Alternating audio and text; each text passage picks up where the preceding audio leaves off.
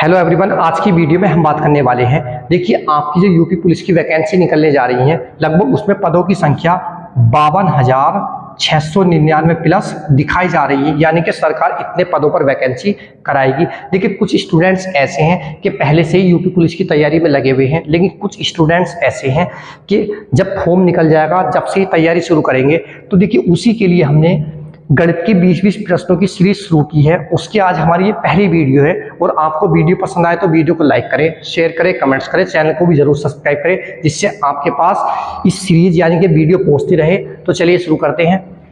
तो देखिए, आज का हमारा पहला क्वेश्चन है। इसमें दे दिया गया है 3 क्रमागत सम संख्या का योग 24 है। देखिए, कितनी क्रमागत संख्या हमारे पास? 3 क्रमागत संख्या है, उनका योगफल कितना दे दिया गया है? 24 है। ठीक बीच वाली सम संख्या क्या है?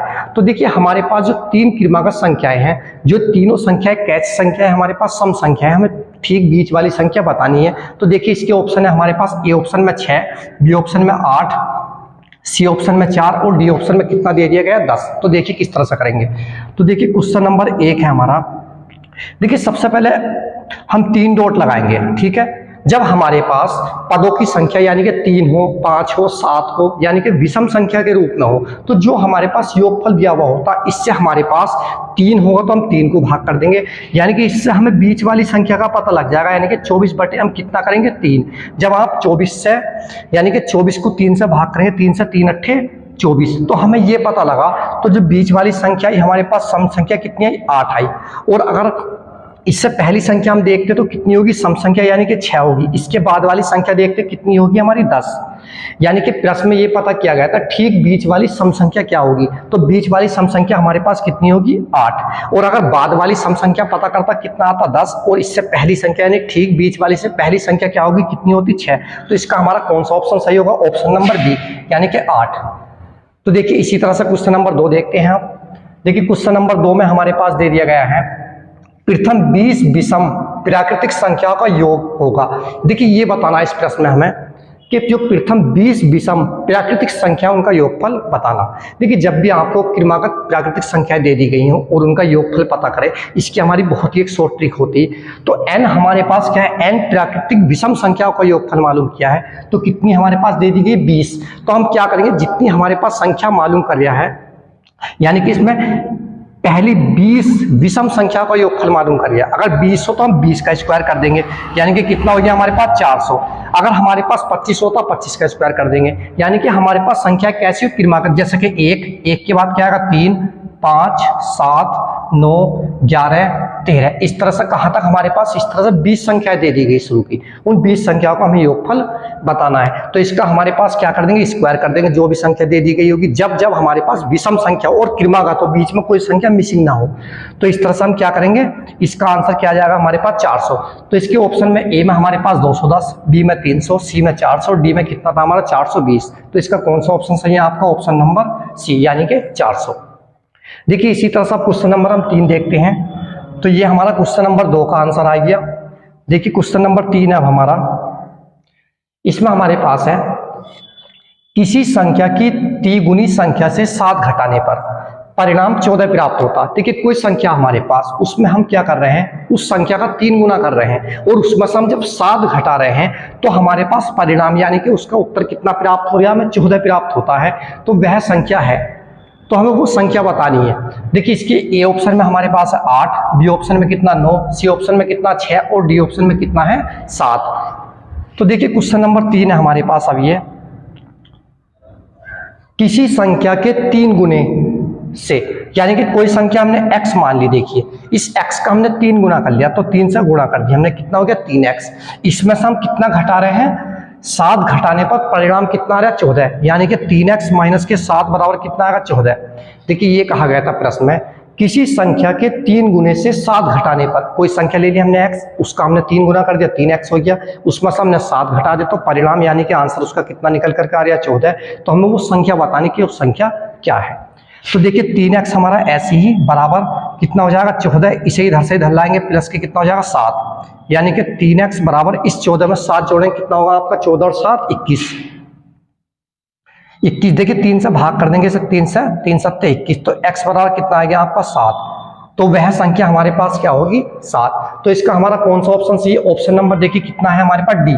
डी में क्या दे दिया गया है इसमें 7। अब देखिए इसी तरह से प्रश्न नंबर हम 4 देखते हैं, यानी कि क्वेश्चन नंबर 4। तो देखिए क्वेश्चन नंबर 4 में हमारे पास क्या है, इसमें लिखा हुआ हमारे पास यदि वर्गमूल, देखिए क्वेश्चन नंबर 4 है अब हमारा, वर्गमूल कितना दे दिया गया 256, भाग का निशान है और वर्गमूल x बराबर 2। तो हमें x का मान बताना। देखिए आसान सवाल है, क्योंकि इस तरह की कंपटीशन के एग्जाम में अक्सर सवाल पूछे आते हैं। देखिए ए ऑप्शन में हमारे पास 58 है, बी ऑप्शन में 64 है, सी ऑप्शन में 78 है और डी ऑप्शन में कितना 138। तो देखिए क्या लिखा हुआ हमारे पास वर्गमूल 256, भाग का निशान है, वर्गमूल x बराबर 2। देखिए हमारे पास भाग के निशान का मतलब होता है कि इस संख्या से हमें क्या करना है, इस संख्या को भाग करनी है। तो देखिए हम इसे वर्गमूल में एक साथ लिख सकते हैं, क्योंकि इसके ऊपर भी वर्गमूल लगा हुआ हमारे पास, इसके ऊपर भी वर्गमूल है। तो कितना 256 और बटे कितना x बराबर कितना हमारे पास 2। अब देखिए इधर का वर्ग हटाने के लिए हम दोनों तरफ क्या कर देते हैं, स्क्वायर, यानी कि हम वर्ग कर देंगे। जब आप दोनों तरफ वर्ग करेंगे तो इसके वर्ग से वर्गमूल कट जाएगा। तो यहाँ बचेगा हमारे पास 256 और बटे कितना x बराबर कितना 2 दूनी 4, क्योंकि हमने इधर भी स्क्वायर किया इधर भी स्क्वायर किया। जब इधर स्क्वायर किया तो इसका वर्गमूल खत्म हो गया, इधर स्क्वायर किया कितना आ गया 2 दूनी 4। देखिए अब 4 से हम इसे इस 4 से काट सकते हैं, इसे 4 से 4 छंग 24, कितना बचा इसमें का हमारे पास 1, कितना हो गया 16, 4 चौक कितना आ गया 16, यहाँ कितना बचा था 1। तो x के 1 की गुणा x का x बराबर कितना आएगा हमारा 64 का 64, इसके बटे 1 कर लिया। तो इसका हमारे पास क्या है आंसर, x का मान है 64। तो इसका कौन सा ऑप्शन सही है हमारे पास, ऑप्शन नंबर बी। देखिए इसी तरह से अब आगे देखते हैं, ये बहुत ही मोस्ट इंपोर्टेंट क्वेश्चन है जो प्रश्न नंबर 5 है हमारे, यानी क्वेश्चन नंबर 5 है। तो देखिए इसमें हमारे पास क्या दे दिया गया क्वेश्चन नंबर 5 में, इसमें हमारे पास देखिए करनी में हमारे पास 7 लिखा हुआ, फिर करनी उसके ऊपर फिर 7 है, यानी कि हमारे पास कितनी बार 7 दे दिया गया है इसमें 6 बार, 1 2 3 4 5 6, यानी कि 6 करनी हमारे पास इसमें लगी हुई है, यानी कि वर्गमूल के निशान है। तो देखिए इसे हम किस तरह से करेंगे, और ये हमारे पास जो लास्ट हो गया यहीं पर लास्ट हो गया, ऐसा नहीं कि डॉट डॉट लगा करके हमारे पास अनंत तक ये प्रश्न चला है। अगर हमारे पास यही प्रश्न अनंत तक होता तो उसका आंसर हमारे पास क्या आ जाता, 7 ही आ जाता। तो देखिए किस तरह से करेंगे, इसके ए ऑप्शन में हमारे पास दे दिया गया 7 की घात 31 बटे 64, बी ऑप्शन में है 1 की घात 1 बटे 64, सी ऑप्शन में हमारे पास कितना है 7 की घात 63 बटे 64 और डी ऑप्शन में कितना 7 की घात 7 बटे 64। तो देखिए सबसे पहले हम क्या करेंगे इसमें, देखिए जो करने के अंदर संख्या उस संख्या को लिखेंगे, यानी कि कितना दे दिया गया हमारे पास 7, तो हमने 7 लिखा। अब इसके बाद में देखिए गिनेंगे 1 2 3 4 5 6, तो हमारे पास करनी कितनी लगी इसमें 6, तो उसे लिखेंगे हम 7 की घात के रूप में 2 की घात कितना 6 माइनस 1 करेंगे हम इसमें और बटे में। अब हम क्या लिखें, जितनी बार करनी थी उसमें हम 2 की घात लगाएंगे, यानी कि 2 की घात कितना लिखेंगे यहाँ हम 6। बात समझ में आई नहीं? देखिए दोबारा हमारे पास करनी के रूप में 7 दे दिया गया, ठीक है, हम लिखेंगे 7 की घात के रूप में सब हमारे पास लिखा हुआ, 2 की घात 6, 6 कैसा है क्योंकि हमारे पास 7 1 2 3 4 5 6 बार लिखा हुआ, तो हमने लिखा 2 की घात 6 माइनस 1 और बटे कितना 6, इसे हल करेंगे 7 की घात, देखिए 2 की 6 बार गुणा करें, 2 दूनी 4 दूनी 8 दूनी 16 दूनी 32 दूनी 64, तो यह जाएगा हमारे पास 64 माइनस कितना 1 और बटे यहाँ भी कितना 64, तो यह जाएगा 7 की घात 64 में से 1 घटाएं कितना 63 और बटे कितना आएगा 64, यानी कि इसका आंसर कितना है 7 की घात 63 बटे 64। देखिए ऑप्शन में देखते हैं 7 की घात कितना 63 बटे 64, यानी कि सी ऑप्शन इसका हमारा सही है। इस तरह से अगर हमारे पास ये सवाल इस तरह से चलता, वर्गमूल 7 इंटू वर्गमूल 7 इंटू वर्गमूल 7 डॉट डॉट कहाँ तक ले आते हैं हम इसे अनंत तक, तो इसका आंसर हमारे पास डायरेक्ट आप लिख देते कितना जाता है, इसका आंसर हमारा 7। और अगर हमारे पास प्रश्न यहीं खत्म हो गया, डॉट डॉट नहीं लगाओ, तो हम इस नियम से करेंगे। देखिए इसके बाद में हम प्रश्न नंबर देखते हैं अब 6।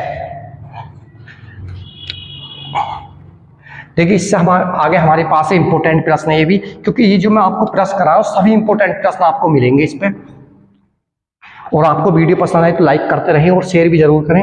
देखिए क्वेश्चन नंबर अब हमारा 6 है, इसमें दे दिया गया किसी धनराशि का 5/12 कोमा 100 रुपए के 3 सही 3/4 भाग के बराबर है, या बराबर होगा, यानी कि किसके बराबर होगा ये बताना। इसके ए ऑप्शन में हमारे पास है 900, बी ऑप्शन में 1000, सी ऑप्शन में 750 और डी ऑप्शन में हमारा कितना है 800। देखिए दोबारा, किसी धनराशि का, कोई धनराशि हमारे पास हमें पता नहीं है क्या, तो हम अपने पास से क्या मान लेंगे x, कोई धनराशि हमने x मानी, x का 5/12 हमने कितना किया 5/12, अब 100 रुपए के 3 सही 3/4 के बराबर है, यानी कि बराबर का निशान लाएं, कितना 100 का कितना हमारे पास 3 सही 3/4 के बराबर। इसके सही बटे खोल के लिखेंगे। देखिए सही बटे कैसे खोलते हैं हम, सबसे पहले इसकी इससे गुणा करेंगे, 4 से कितना आएगा 12, 12 में हम ये संख्या जोड़ लेंगे, ऊपर की कितना आएगा 15 और बटे में जो संख्या होगी वो ही लिख लेंगे, यानी कि कितना आएगा 15/4। 4 दिया 12, 12 में 3 जोड़ा 15 और बटे 4। अब इसे हम हल करेंगे। देखिए 4 से काट सकते हैं हम इसे, 4 से 25 बार हमारा ये कटा, ठीक है। इसके बाद में अब देखिए 5 से इसे काटेंगे, 5 दिया 15। अब इनकी क्रॉस गुणा करेंगे, x बराबर आ जाएगा 25 गुणा कितना आएगा 3 और गुणा कितना आएगा आपका 12। तो x बराबर 25 दिया कितना आएगा 75 और गुणा कितना आएगा 12। तो आ जाएगा x बराबर 12 से गुणा करेंगे, 12 पंजे 60 का कितना आएगा 0, हासिल कितने लगे 6, 12 से 12 सत्ते 84 और 6 कितना आएगा आपका 90। यानी कि इसका आंसर आपका कितना है, वह संख्या क्या होगी हमारी 900। यानी कि कौन सा ऑप्शन सही है हमारा, देखिए इसके ऑप्शन नंबर ए में कितना दे दिया गया 900, तो ऑप्शन नंबर ए इसका सही है। अब देखिए इसी तरह से हमारे पास अब प्रश्न नंबर 7 देखते हैं। देखिए क्वेश्चन नंबर 7 है अब हमारा, इसमें हमारे पास 56 प्लस 4 की घात 3 माइनस के 3 गुणा 3 की घात 2 का मान है। इसके देखिए सिंपल सा सवाल है हमारे पास, सरलीकरण का प्रश्न है। इस तरह के प्रश्न में अक्सर आते रहते हैं। ए ऑप्शन में 93, बी में 79, सी में 76 और डी में 83। तो देखिए लिखेंगे कितना दिया हुआ 56 प्लस 4 की घात कितना 3 माइनस के 3 गुणा 3 की घात 2, इसका हमें मान बताना। तो 56 हम ऐसे ही लिखेंगे प्लस 4 की घात 3 का मतलब क्या, 4 की 3 बार गुणा, ना कि 4 की 3 से। 4 की 3 बार गुणा करेंगे कितना आएगा 4 चौक 16, 16 चौक कितना आएगा 64 माइनस 3 गुणा इस 3 की घात 2 का मतलब क्या, 3 की 2 बार गुणा, ना कि 3 की 2 से। कुछ स्टूडेंट्स ऐसा करते हैं, देखिए 3 की 2 से गुणा कर लेते हैं तो बता देंगे 3 दूनी 6, लेकिन ये हमारे पास क्या है, गलत है। इसका मतलब होता जितनी घात लगी हुई होती उतनी बार उस संख्या को लिखेंगे। 3 गुणा 3 यानी कि 3 थे कितना आएगा 9, तो यहाँ 9 लिखेंगे। तो 56 देखिए हम इन दोनों जोड़ लेंगे, 6 4 कितना हो गया 10 और 6 और 5 11 कितना आ गया 12। अब यहाँ कितना माइनस के 9 क्या 27। अब देखिए इसमें से हम इसे घटाएंगे तो हमारे पास कितना बचेगा 93, 120 में से यानी कि 10, 10 में से 7 घटाए कितना बचा 3, या कितना रह गया हमारे पास 1, 11, 11 में से 9, 2 घटाए तो कितना बचा आपका 93। तो इसका कौन सा ऑप्शन सही है हमारे पास, देखिए ऑप्शन नंबर ए 93। देखिए क्वेश्चन नंबर 8 है अब हमारा, इसमें दिया है यदि दो संख्याओं का अनुपात 7:11 है और उनका मैस है 13 है, उनका लैस होगा। देखिए ए ऑप्शन में हमारे पास दिया है इसमें 101, बी ऑप्शन में 1001, सी ऑप्शन में 143, डी ऑप्शन में 234। तो देखिए इसमें हमारे पास दो संख्याएं हैं, उनका हमारे पास अनुपात दिया है 7:11, यानी कि अनुपात ये हमारे पास क्वेश्चन नंबर है 8, अनुपात है इसमें हमारे पास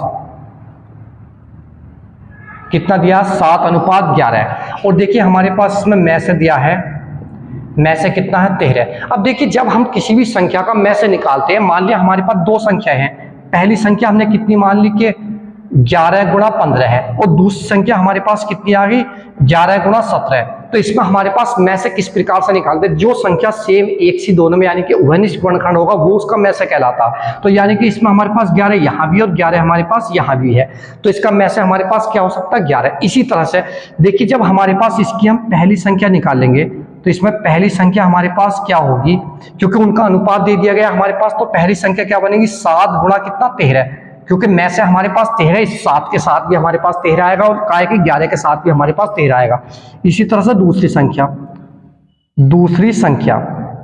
तो दूसरी संख्या हमारे पास कितनी होगी 11 गुणा 13, क्योंकि 13 इसमें में से दे दिया गया इस तरह से। अब देखिए हमारे पास में से इसमें पता ही है, पहली संख्या पता लग गई, दूसरी हमें क्या निकालना है इसमें लैसे ज्ञात करना।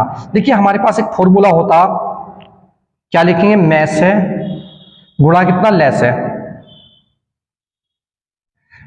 में से गुणा लैसे बराबर क्या होता संख्याओं का गुणनफल, यानी कि हम शॉर्ट में लिख सकते हैं गुणनफल।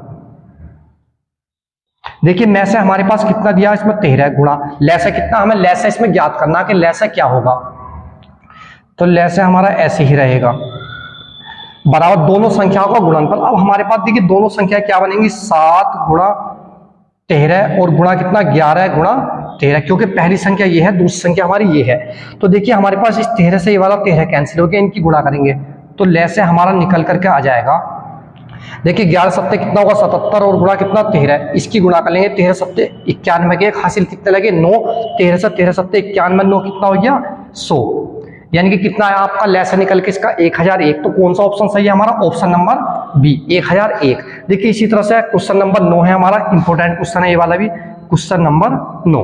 देखिए इसमें हमारे पास है यदि x plus Y plus Z बराबर 400, x अनुपात y अनुपात z बराबर कितना दिया हुआ? 1 अनुपात 2 अनुपात नहीं सॉरी 1 अनुपात 1 अनुपात कितना है 2, तो z का मान होगा। इसमें हमारे पास ऑप्शन है, ए ऑप्शन में 100, बी ऑप्शन में 150, सी ऑप्शन में 120 और डी ऑप्शन में कितना है 200। तो देखिए जब हमारे पास किसी भी चीज का अनुपात दिया होता कभी वो फिक्स मान नहीं होता। जब भी हम अनुपात से उसे बाहर निकालते किसी न किसी कांस्टेंट से हमें क्या करना पड़ता है? उसमें गुणा करनी पड़ती। मान लिया अगर हम इसमें देखिए x का मान हम निकालना चाहें तो हम अपने पास से कोई भी संख्या यानी कि कोई भी कांस्टेंट लेकर के गुणा कर सकते हैं। यानी कि हमने x का मान निकालना चाह रहे हैं तो हमारे पास कितना दिया? देखो सबसे पहले लिख लेंगे x अनुपात y अनुपात कितना z बराबर 1 अनुपात 1 अनुपात 2 दिया हुआ। अगर x का मान हम निकालना चाहेंगे तो कितना जाएगा? कोई भी कांस्टेंट लेकर के गुणा कर दो। कि हमने मान लिया a कांस्टेंट या a से गुणा कर ली तो x का मान आपका कितना आ गया? a। इसी तरह से इस वाले y का मान भी हमारा कितना आएगा? a, क्योंकि कांस्टेंट से समान से ही गुणा करनी, a से इसमें करी तो a से ही इसमें करेंगे और a से ही गुणा इसमें। इसी तरह से z का मान हमारे पास कितना हो जाएगा?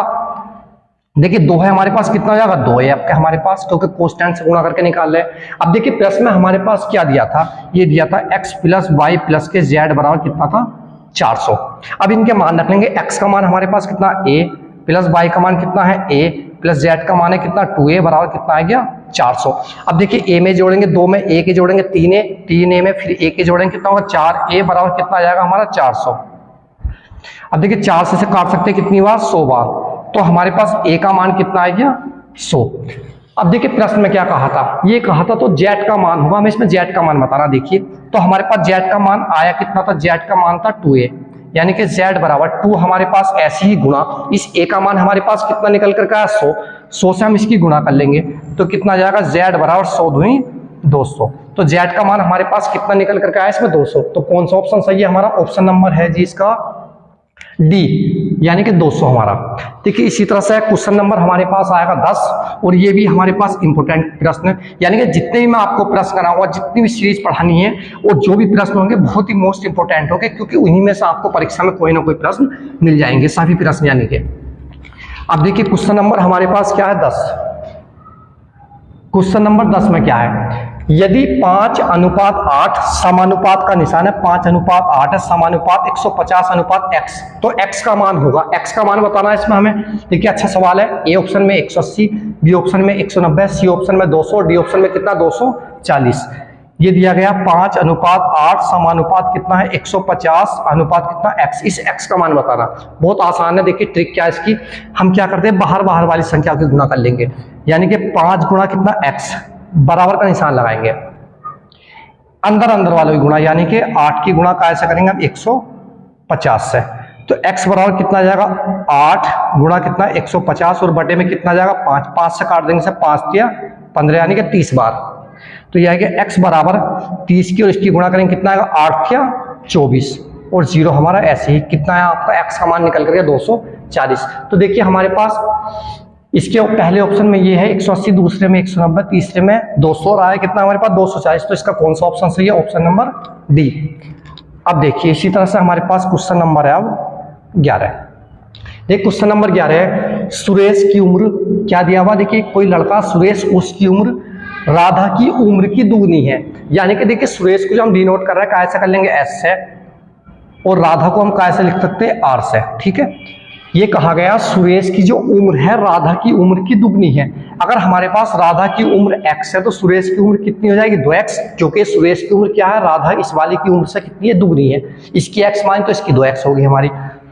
यदि दोनों की उम्र का जोड़ कितना है? 24 है। अब दोनों को जब हम जोड़ते हैं, देखिए दोनों की उम्र हम अब जोड़ रहे हैं तो कितना आ रहा है? 24। तो फिर लिखा हुआ है देखिए सुरेश की उम्र होगी, इसमें ऑप्शन दिया होता है। ए ऑप्शन में हमारे पास 16, बी ऑप्शन में 24 और जी सी ऑप्शन में 20 और डी ऑप्शन में कितना? 14। अब दोनों की उम्र जोड़ ली, 2x प्लस कितना? x बराबर कितना दिया हुआ? 24। जब दोनों की उम्र जोड़ लेते, क्योंकि राधा की उम्र x थी और इसकी सुरेश की उम्र कितनी होगी? 2x दुगनी थी। इन दोनों जोड़ने के बाद 24 हो रहा है, तो हमें सुरेश की उम्र बतानी। कितना आ जाएगा? 2 और 1 3x हो जाएगा, बराबर कितना आएगा? 24। 3 से भाग कर देंगे, इसे कैंसिल कर देंगे, 3 से 3 8 24। तो x का मान कितना है आपका? 8। अब देखिए सुरेश की उम्र हमारे पास थी कितनी? s बराबर कितना दिया होता 2x, तो 2 गुणा x का मान आपका कितना है निकल करके 8, तो कितना आ गया 8 दूनी 16। तो सुरेश की उम्र कितनी होगी, इसका मतलब 16 होगी। और राधा की उम्र कितनी हो जाएगी अगर निकालनी हो तो हमें, तो राधा की उम्र है हमारे पास 8। तो इसमें हमारे पास कौन सा ऑप्शन सही है, इसका ऑप्शन नंबर है, देखिए इसमें दिया हुआ हमारे पास ऑप्शन नंबर है जी पहला, यानी कि कितनी उम्र है उसकी 16। ये ऑप्शन में 16 था, बी में 24 था, सी में 20 था और डी में कितना था 14। तो सुरेश की उम्र कितनी आई 16 वर्ष। इसी तरह से देखिए अब क्वेश्चन नंबर हमारे पास है 12। देखिए क्वेश्चन नंबर 12 किस तरह से करेंगे हम, देखिए इसमें दिया हुआ है प्रश्न, यदि 7, 5, 13, x तथा 9 का औसत माध्य कितना दे दिया गया 10, तो x का मान होगा, हमें x का मान बताना। देखिए औसत माध्य दिया गया, हमारे पास इसका फॉर्मूला होता संख्याओं का योगफल बटे कुल संख्या, यानी कि औसत, ये होता औसत बराबर संख्याओं का योगफल, योग यानी कि और बटे कुल संख्या,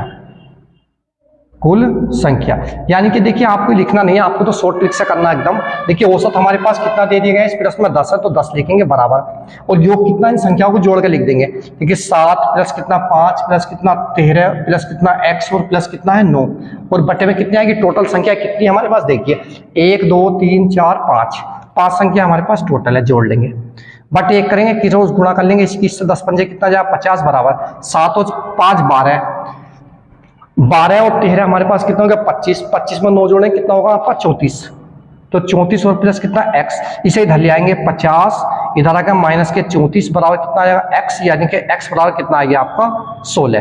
अब 50 में से हमने क्या घटाया 34, तो x का मान कितना निकल करके आया 16। तो इसका हमारे पास कौन सा ऑप्शन सही है, ऑप्शन नंबर है जी इसका डी पार्ट, क्योंकि पहले में हमारे पास ए ऑप्शन में 10 था, बी में क्या था 12, सी में 14 और डी में कितना 16। तो इसका औसत हमारे पास यानी कि x का मान कितना निकल कर आया 16। देखिए इसी तरह से हमारे पास क्वेश्चन नंबर अब 13 है, और अच्छा प्रश्न है 13 भी। देखिए वीडियो पसंद आए तो लाइक जरूर करें और अपने दोस्तों को भी शेयर करें। क्वेश्चन नंबर है जी अब हमारा 13। देखिए इंपॉर्टेंट क्वेश्चन है, इस तरह का क्वेश्चन तो 101% इसके एग्जाम में आना ही है। यदि a कोमा b से 40% कम है, देखिए क्या दिया हुआ a जो है ना b से 40% कम है, यानी कि b अधिक हुआ हमारे पास a कम है, तो b कोमा a से कितने प्रतिशत अधिक है। अब ये बताना b जो है ना a से कितने प्रतिशत अधिक है। देखिए a ऑप्शन में 72.33 यानी कि 3, b ऑप्शन में 60, c ऑप्शन में 40 और जी डी ऑप्शन में 66.66। तो देखिए इसका भी हमारे पास निकालना b कोमा a से अधिक, यानी कि कितना अधिक है ये बताना। देखिए शॉर्ट ट्रिक है इसकी, हमारे पास हम लिखेंगे 100, गुणा का निशान प्रतिशत कमी लिखते हैं, प्रतिशत कमी कितनी है हमारी 40, ठीक है, और बटे क्या लिखेंगे 100 माइनस प्रतिशत कमी, यानी कि कितनी है 40। ये कब होता हमारे पास, इस तरह से कब लगाएंगे जब हमारे पास अधिक निकलवावे, यानी कि प्रतिशत अधिकता कितनी होगी, ठीक है। देखिए ये हमारे पास 100 ऐसे ही, गुणा का निशान कितना आएगा 40 और बटे यहाँ कितना बचा 100 में से 40 घटाएंगे 60, 0 से 0 कैंसिल, 2 से काट लेंगे हम इसे, 2 दूनी 4, 2 से 2 3 6, तो ये आ गया हमारे पास 100 दूनी कितना आएगा 200 और बटे कितना आएगा 3, 3 से भाग करेंगे इसे, 3 से 3 6 18, बचा कितना 2 हो गया 20, 3 6 18, पॉइंट लगा 0, 3 6 18 कितना आता रहेगा हमारे पास 66.66। तो इसका हमारे पास कौन सा ऑप्शन सही है, ऑप्शन नंबर डी। तो देखिए इस तरह का अगर प्रश्न आता आपको इस तरह से करना, किसी वजह से अगर हमारे पास ये अधिक होता कि 40% अधिक है तो हम किस तरह से करते। तो देखिए यहाँ जो लेते हैं हम लिखते हैं 100 गुणा प्रतिशत अधिकता, यानी कि अधिक कितना है, ठीक है, यहाँ लिखते हैं हम 100 प्लस प्रतिशत अधिक, यानी कि कितना था, तो उसी तरह से हम इसे हल कर लेते हैं। अब देखिए इसके बाद में हमारे पास क्वेश्चन नंबर है 14, तो इसका ऑप्शन हमारे पास डी सही हो गया था 66.66। इसके बाद में देखिए क्वेश्चन नंबर है जी अब हमारा 14। अच्छा क्वेश्चन है ये भी, क्योंकि ये हमारे पास कौन से चैप्टर से लिया गया है, ब्याज वाले चैप्टर से, यानी कि साधारण ब्याज वाले से। तो देखिए इसे किस तरह से हम करेंगे, क्योंकि इसका भी कोई ना कोई एक प्रश्न जरूरी आना एग्जाम में। देखिए क्वेश्चन नंबर है जी अब हमारा 14। एक राशि पर 25% प्रति वर्ष, कोई राशि है पता नहीं क्या है, हमारे पास राशि बोलते हैं दुपयोगी, यानी कि मूलधन जो हमारे पास है, प्रति वर्ष की दर से 12 महीने का साधारण ब्याज 935 रुपए, यानी कि ऐसा, यानी कि सिंपल इंटरेस्ट कितना दिया हुआ है इस पर हमारे पास 935 है, 12 महीने का, तो हमें इस वर्ष में चेंज करना होगा सबसे पहले। राशि का मान बताना कितना होगा। ए ऑप्शन में है 3740, बी ऑप्शन में है 3200, सी ऑप्शन में 4410 और डी ऑप्शन में कितना 4720। तो देखिए सबसे पहले हमारे पास जो ये समय दिया हुआ है, समय कितना दिया हुआ 12 महीने, जबकि हमें काय में चेंज करना वर्षों, तो एक वर्ष बन जाएगा हमारा ये। अब देखिए फॉर्मूला होता है ऐसा ही बराबर, यानी कि सिंपल इंटरेस्ट बराबर होता है मूलधन यानी कि पी गुणा दर आर गुणा समय कितना टी और अपॉन कितना 100। अब देखिए हमारे पास ऐसा ही दिया हुआ है, यानी कि सिंपल इंटरेस्ट यानी कि साधारण ब्याज कितना 935, यहाँ लिखेंगे 935 बराबर पी हमें निकालना गुणा आर का मान कितना हमारे पास 25, यानी कि जो रेट है इसकी दर है कितनी हमारे पास 25 गुणा समय कितना एक वर्ष, हमने क्या महीने दिए हुए थे, महीने को हम काय में चेंज कर लेंगे वर्ष में, तो 12 महीने थे, 12 महीने में कितने वर्ष होते हैं, एक वर्ष, तो एक और बटे कितना आएगा आपका 100। अब देखिए 25 से हम इसे काट लेंगे, 25 कितना आएगा आपका 100 क्रॉस गुणा, यानी कि इसके बटे एक करके पी की गुणा करेंगे, पी आ जाएगा बराबर, पी का मतलब क्या मूलधन यानी कि राशि हम जो निकालनी है, 4 से गुणा करेंगे, 4 पंजे 20 का 0 हासिल लगे, दो 4 से 4 या 12 जो 14 का 4 हमारे पास हासिल कितने लगे 1, 4 से 4 9 36 और कितना आ गया 37, यानी कि राशि कितनी थी हमारे पास 3740। तो इसका हमारा कौन सा ऑप्शन सही, देखिए ऑप्शन नंबर है हमारा ए, यानी कि 3740 रुपये राशि थी। ठीक है, इसके बाद में हमारा क्वेश्चन नंबर है अब 15 और इंपोर्टेंट क्वेश्चन है। देखिए इसमें दिया हुआ एक मिसाइल 1260 किलोमीटर प्रति घंटा की गति से चलती है। कोई हमारे पास क्या है मिसाइल है, उसकी स्पीड कितनी, चाल कितनी है, गति कितनी उसकी, तो गति जो है ना तो कितनी दी हुई हमारे पास 1260 किलोमीटर प्रति घंटा, यानी कि एक घंटे में कितनी चली 1260 किलोमीटर, एक सेकंड में वह कितने मीटर चलेगी। अब ये बताना कि एक सेकंड में कितने मीटर मिसाइल चल सकती है। देखिए ए ऑप्शन में 322 मीटर, बी ऑप्शन में 369 मीटर, सी ऑप्शन में 384 मीटर, डी ऑप्शन में कितना 350 मीटर। तो देखिए हमारे पास गति कितनी, इसकी गति दी हुई हमारे पास 1260 किलोमीटर प्रति घंटा। ठीक है, ये दी हुई हमारे पास, इसे हम काय में कन्वर्ट करेंगे, हम करेंगे सर किलोमीटर प्रति घंटा को काय में चेंज करते हैं मीटर प्रति सेकंड में। तो देखिए हम क्या करेंगे 1260 गुणा क्या कर लेंगे 5/18। जब भी हमें किलोमीटर प्रति घंटा को मीटर प्रति सेकंड में चेंज करना तो हम क्या करेंगे उसको 5/18 से गुणा कर देंगे। और किसी वजह से अगर हमारे पास मीटर प्रति सेकंड में दिया हुआ हो और हमें काय में निकालना हो किलोमीटर प्रति घंटा में, तो उसमें हम क्या करते हैं 18/5 से गुणा कर देते हैं, यानी कि उल्टी कर देंगे, अपोजिट कर देते, पलट देते इसे। तो देखिए अब हम करेंगे, अब हमारे पास काय में हो गया मीटर, ये हो गया हमारे पास मीटर प्रति सेकंड में। तो देखिए 18 से इसे काट सकते हैं हम, 18 सत्ते कितना होगा 126, जीरो हमारे पास ऐसे ही है जाएगा, 5 से करेंगे 5 0 0, 5 से 5 सत्ते 35, कितना आ गया 350 मीटर प्रति सेकंड। यानी कि पता ये किया था हमारे पास कि एक सेकंड में वह कितने मीटर चलेगी, तो एक सेकंड में कितने मीटर चल सकती है 350 मीटर। तो देखिए इसका हमारे पास कौन सा ऑप्शन सही है, ऑप्शन नंबर डी 350 मीटर। देखिए क्वेश्चन नंबर 16 है अब हमारा, इसमें दिया हुआ है एक घनाभ का आयतन 320 घन सेंटीमीटर है, इसके कुल सतह के क्षेत्रफल का पता लगाइए। हमें इसकी कुल सतह का क्षेत्रफल ज्ञात करना है। यदि इसकी लंबाई और चौड़ाई 10 सेंटीमीटर और 8 सेंटीमीटर है, इसकी लंबाई कितनी है 10 सेंटीमीटर, चौड़ाई कितनी है 8 सेंटीमीटर है। देखिए इसके ऑप्शन हमारे पास है, ए ऑप्शन में 608 है, बी ऑप्शन में 304 है, सी ऑप्शन में 152 है और डी ऑप्शन में कितना 450 वर्ग सेंटीमीटर है। तो देखिए किस तरह से करेंगे, ये हमारे पास क्वेश्चन नंबर 16।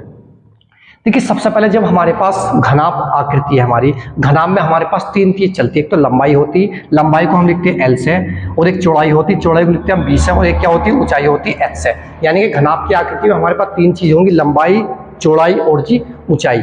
देखिए हमारे पास हमें ये पता लंबाई और चौड़ाई हमें पता है, इसकी हमें ऊंचाई नहीं पता, तो हम सबसे पहले क्या करेंगे इसकी ऊंचाई लगाएंगे। यानी कि आयतन का फॉर्मूला होगा बी बराबर, यानी कि आयतन बराबर लंबाई गुणा कितना चौड़ाई और गुणा कितना ऊंचाई। अब देखिए आयतन हमारे पास कितना दिया हुआ है, इसमें दिया हुआ है 320 घन सेंटीमीटर, यहाँ लिखेंगे 320 बराबर लंबाई हमारी कितनी है 10 सेंटीमीटर गुणा चौड़ाई कितनी है 8 सेंटीमीटर गुणा ऊंचाई हम इसमें निकाल लेंगे। तो देखिए 1 0 से 1 0 कैंसिल, हमारा 8 से हम काट देंगे सर 8 चौक 32, यानी कि इसकी ऊंचाई कितनी आ गई h बराबर 4 सेंटीमीटर। देखिए सेंटीमीटर में भुजा सेंटीमीटर में होगा, मीटर में होगी तो मीटर ले लेंगे। अब हमें निकालना क्या, इसके सतह का कुल पृष्ठीय क्षेत्रफल बताना। इसका फॉर्मूला हमारे पास होता 2 इंटू ब्रैकेट में लंबाई चौड़ाई यानी कि एल बी प्लस क्या आएगा BH और प्लस क्या आएगा HL, यानी कि लंबाई गुणा चौड़ाई प्लस चौड़ाई गुणा ऊंचाई प्लस ऊंचाई गुणा लंबाई, यानी कि 2। देखो लंबाई कितनी हमारे पास, लंबाई दी हुई थी 10 गुणा चौड़ाई कितनी थी 8 प्लस या कितना चौड़ाई 8 है गुणा ऊंचाई हमारे पास कितनी निकल कर आई 4 प्लस ऊंचाई कितनी 4 गुणा लंबाई कितनी हमारी है 10। 2 हमारे पास ऐसी 10 के 8 गुणा 10 8 80 प्लस 8 चौक कितना आएगा 32 और प्लस कितना आएगा 10 चौक 40। तो ये हमारे पास 2 ऐसी ही, या कितना आ जाएगा जोड़ कर देखिए हमारे पास 2 का 2 आ जाएगा 4 3 7 8 7 15 152। अब देखिए 2 से गुणा करेंगे, 2 से 2 दूनी 4 2 5 10 का 0 हासिल 1 2 1 2 और 1 हासिल 3, तो कितना है आपका 304 क्या आ जाएगा वर्ग सेंटीमीटर, क्योंकि हमारे पास देखिए क्या है क्षेत्रफल है, क्षेत्रफल आएगा हमारे पास वर्ग में। तो इसका हमारे पास कौन सा ऑप्शन सही है, देखिए 304 हमारे पास ये दिया गया, यानी कि ऑप्शन नंबर बी सही है। देखिए इसी तरह से हमारे पास प्रश्न नंबर है हमारा 17। देखिए इसमें क्या है, एक गोलार्ध, देखिए गोलार्ध का मतलब क्या, गोले का आधा, गोलार्ध का मतलब होगा गोले का आधा यानी कि आधा हिस्सा। एक गोलार्ध का आयतन संख्यात्मक रूप से उसके कुल पृष्ठीय क्षेत्रफल के बराबर है, तो उसकी त्रिज्या बतानी है। देखिए हमारे पास त्रिज्या हमने क्या मान ली कि दोनों की हमारे पास गोलार्ध की त्रिज्या क्या है r है, तो इसका आयतन किस चीज के बराबर, गोलार्ध के पृष्ठीय यानी कि कुल पृष्ठीय क्षेत्रफल के बराबर है। अब हमारे पास अर्धगोले का आयतन कितना होगा, देखिए इसके ऑप्शन में हमारे पास ए ऑप्शन में 4 सही 1/2, बी ऑप्शन में 9 है, सी ऑप्शन में 3 और डी ऑप्शन में कितना 1 सही 1/2। तो हमारे पास देखिए जब हमने त्रिज्या r मान ली इसकी गोले की, यानी कि अर्धगोले की त्रिज्या कितनी ली हमने r ली, तो हमारे पास अर्धगोले का आयतन होता है 2/3 पाई r की घात 3 बराबर। अब इसका जो मान है आयतन किस चीज के बराबर, संपूर्ण पृष्ठ के बराबर यानी कि पृष्ठीय क्षेत्रफल के बराबर है। अब पृष्ठीय क्षेत्रफल क्या होता है, अर्धगोले का क्या होता है हमारे पास 3 पाई r स्क्वायर। और अगर हमारे पास संपूर्ण पृष्ठ की बात करते हैं हम, इसका हमारे पास संपूर्ण पृष्ठ भी यही होगा अर्धगोले का, कुल पृष्ठीय क्षेत्रफल गया संपूर्ण पृष्ठ के कितना होता है 3 पाई r स्क्वायर। तो देखिए हमारे पास इस पाई से पाई कैंसिल, r की घात यहाँ हमारे पास 3 है, ये 2 इससे कैंसिल हो गया, तो यहाँ बचा 2/3 बराबर कितना हमारे पास 3, और यहाँ हमारे पास एक r बचा था क्योंकि r की घात 2 कटी थी हमारे पास 1 रह गया, इसकी क्रॉस गुणा ये आ गया r बराबर 3 क्या कितना आएगा 9 बटे कितना 2, यानी कि कितना लिख सकते हैं इसे 2 से 2 चौक 8 1 9/2 यानी कि 4 सही 4 सही 1/2। तो इसकी त्रिज्या कितनी निकल कर गई अर्धगोले की 4 सही 1/2। तो कौन सा ऑप्शन सही है हमारा, इसका ऑप्शन नंबर ए 4 सही 1/2। देखिए इसी तरह से हमारे पास अब प्रश्न नंबर 18 है। देखिए इसमें हमारे पास दिया गया है क्वेश्चन नंबर 18 में,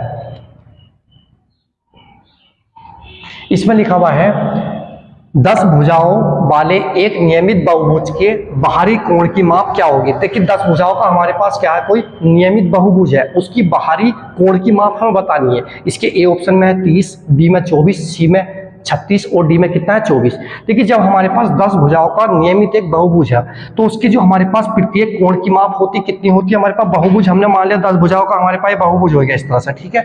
तो इसकी प्रत्येक कोण की मापों का योगफल कितना होगा, हमारे पास 360 डिग्री होता। कितने डिग्री होता, 10 भुजाओं के नियमित बहुभुज की बाहरी भुजाओं का जो मतलब कोणों का योगफल कितना होगा हमारे पास 360। अब हमें निकालना कितना, देखिए हमें जो निकालना एक नियमित बहुभुज के बाहरी कोण की माप बतानी, एक कोण की माप बतानी, एक कोण कितना होगा। तो हम क्या करेंगे, इसे 10 से भाग कर दें, 0 से 0 कैंसिल, कितना आ गया आपका 36, यानी कि एक कोण की माप कितनी है 36 डिग्री। और अगर टोटल पता करता कितना होता हमारे पास 360 डिग्री। तो इसका हमारे पास कौन सा ऑप्शन सही है, ऑप्शन नंबर सी 36। देखिए इसी तरह से अब हमारे पास क्वेश्चन नंबर 29 है, सॉरी क्वेश्चन नंबर अब हमारे पास कौन सा है 19। देखिए इसमें हमारे पास है 3 व्यक्ति साझेदारी में 600 रुपए 800 रुपए तथा 1000 रुपए लगाते हैं। 3 व्यक्ति साझेदारी कर रहे हैं किसी भी चीज में, एक ने दिए 600 रुपए, दूसरे ने 800 रुपए और तीसरे ने 1000 रुपए लगाते। यदि 480 रुपए का मुनाफा हुआ, यानी कि फायदा कितने रुपए का हुआ, लाभ कितने रुपए का हो गया 480 रुपए का हुआ, तो पहले व्यक्ति को कितना मिलेगा, यानी कितना लाभ मिलेगा पहले व्यक्ति को बताना। देखिए जब भी कोई व्यक्ति समान समय के लिए आपस में साझेदारी करते तो जो उनकी लाभों का अनुपात होता वो भी उसकी पूंजी के अनुपात के बराबर होता। यानी कि लाभों का अनुपात क्या होगा, लाभों का अनुपात कितना होगा हमारे पास, जितनी पूंजी खर्च करी कितनी है हमारे पास 600 अनुपात 800 अनुपात कितना 1000। तो जो पूंजी खर्च की थी उसी अनुपात में लाभ मिलता है, ठीक है। क्योंकि समान समय के लिए अगर समय हमारे पास कम बढ़ती है तो अलग अलग हिसाब से मिलेगा, और जब हमारे पास समान समय है तो एक साथ उसी तरह से मिलेगा। अब देखिए इसका अनुपात खत्म करें, कितना आएगा हमारे पास, 2 जीरो से इसके 2 जीरो, ये 2 जीरो, यहाँ 2 से 2 3 6, 2 से 2 चौक 8, 2 पंजे 10, अनुपात बना 3 अनुपात 4 अनुपात कितना 5। अब देखिए इन्होंने कहा प्रश्न में 480 रुपए का फायदा हो गया, यानी कि लाभ हुआ। पहले व्यक्ति को कितना लाभ मिलेगा, यानी कि बता पहले व्यक्ति को कितने फायदे के पैसे मिलेंगे, यानी कि रुपये मिलेंगे। तो देखिए पहले व्यक्ति का लाभ, पहले व्यक्ति का लाभ बराबर कितना टोटल है हमारे पास, 480 रुपए का लाभ हुआ, गुणा का निशान लगाएंगे। हमें पहले व्यक्ति का निकालना, तो पहले का अनुपात कितना 3, यानी कि 3 के अनुपात में मिलेगा इससे। और टोटल अनुपाती योगफल कितना होगा, 5 और 4 9 और 3 कितना होगा 12। हम बटे में कितना लिखेंगे 12। और अगर दूसरे का पता करता तो 480 ऐसे ही लिखते, गुणा कितना दूसरे में लिखते 4/12, ठीक है, क्योंकि अनुपाती योगफल तीनों का 12। इसी तरह से मान लिया तीसरे का पता करता तो लिखते 5/12। तो 12 से काट लेंगे, 12 चौक 48 यानी कि 40 बार, गुणा कर लेंगे कितना, 4 या 12 यानी कि कितना है 120 रुपए। तो पहले व्यक्ति को कितना लाभ मिलेगा 120 रुपए। तो इसका हमारे पास कौन सा ऑप्शन सही है, ऑप्शन नंबर सी। अब देखिए हमारे पास लास्ट क्वेश्चन है इस सीरीज का, यानी कि क्वेश्चन नंबर 20 है। अब हमारा ये इंपॉर्टेंट प्रश्न है, क्योंकि इसमें बोर्ड मार्क्स का नियम हमारे पास लगेगा। देखिए ये वाला प्रश्न है हमारा दिया हुआ, माइनस के 5/2 प्लस के 3/2 भाग का निशान है 6, गुणा का निशान है 1/2। तो देखिए सबसे पहले हम ये माइनस के 5/2 ऐसे ही लिखेंगे, प्लस का निशान यहाँ पे 3/2 ऐसे ही लिखेंगे। अब देखिए भाग की जगह हम गुणा का निशान लगाएंगे। अब जो संख्या भाग के बाद में कितना 6, इसे हम पलट करके लिख देंगे, यानी कि अपोजिट कर देंगे। इससे कि इसके बटे हम कितना 1 ले लेते हैं, तो जब इसे पलटेंगे 1 बटे कितना बनेगा हमारा 6, क्योंकि किसी के बटे में हम 1 ले सकते हैं। तो कितना जाएगा 1/6, गुणा का निशान कितना 1/2।